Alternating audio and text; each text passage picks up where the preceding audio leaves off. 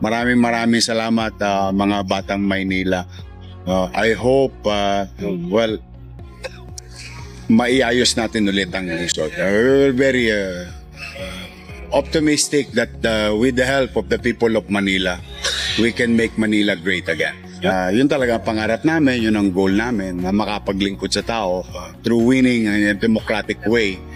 But with the result, the official result of the Board of Canvassers of the city, na-overwhelm kami. Kaya salamat talaga sa Diyos at sa ating mga Batang Maynila sa lungsod. Na nakakagulat, na-overwhelm kami, na-shock. But we really appreciate it at malaking challenge because there's a great mandate given to us, Chichi and I, and most of our group. I think 80% ng aming kapartido ay nanalo sa halalan.